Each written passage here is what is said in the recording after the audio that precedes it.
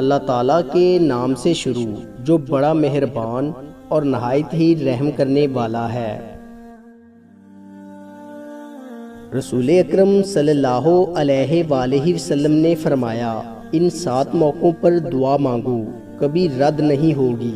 Number 1، جب دھوپ میں بارش ہو رہی ہو۔ نمبر 2، جب اذان ہو رہی ہو۔ نمبر 3، سفر کے دوران۔ نمبر 4، جمعے کے دن۔ نمبر 5، رات کو جب آنکھ کھلے۔ نمبر 6، مصیبت کے وقت۔ اور نمبر 7، فرض نمازوں کے بعد۔ نبی کریم صلی اللہ علیہ وآلہ وسلم نے ارشاد فرمایا، تم اللہ تعالیٰ سے ایسی حالت میں دعا کرو کہ تم قبولیت کا یقین کرو، اور یہ جان رکھو کہ اللہ تعالیٰ غفلت سے بھرے دل سے دعا قبول نہیں کرتا۔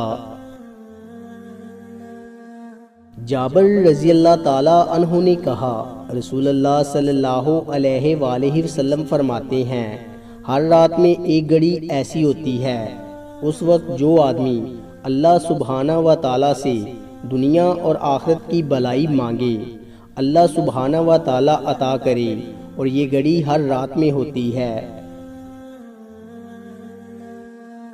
رسول اللہ صلی اللہ علیہ وآلہ وسلم نے فرمایا، 3 لوگوں کی دعا کبھی رد نہیں ہوتی۔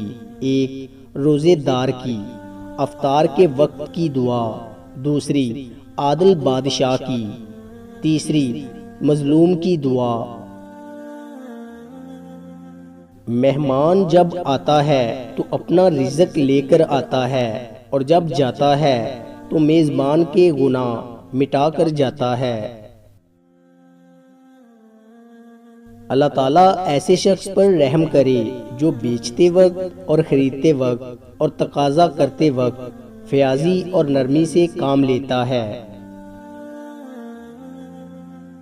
اللہ تعالیٰ رسول پاک صلی اللہ علیہ وآلہ وسلم سے فرماتا ہے، اپنی امت سے کہنا، میرا ذکر اپنی انگلیوں پر کیا کرو، جب تم اندھیری قبر میں تنہا ہوگے تو یہ انگلیاں تمہاری قبر کو روشن کر دیں گی۔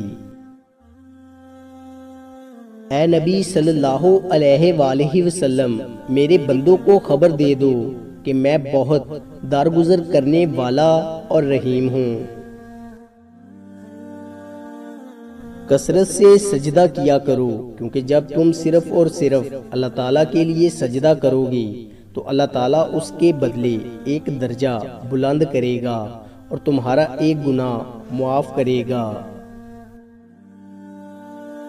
رسول اللہ صلی اللہ علیہ وآلہ وسلم نے فرمایا، اگر تم اتنے گناہ کر لو کہ تمہارے گناہ آسمان تک بھی پہنچ جائیں، مگر اس کے بعد تم توبہ کر لو تو اللہ تعالیٰ تمہاری توبہ قبول کر لے گا۔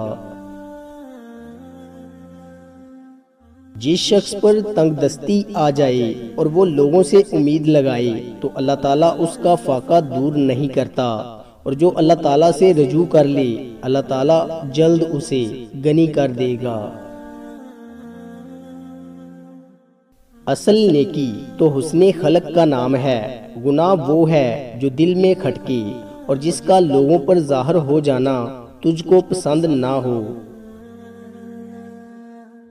رسول پاک صلی اللہ علیہ وآلہ وسلم نے فرمایا، میں اس شخص کے لیے جنت میں ایک محل کا ذمہ دار ہوں جو حق پر ہوتے ہوئے بھی جھگڑا چھوڑ دے۔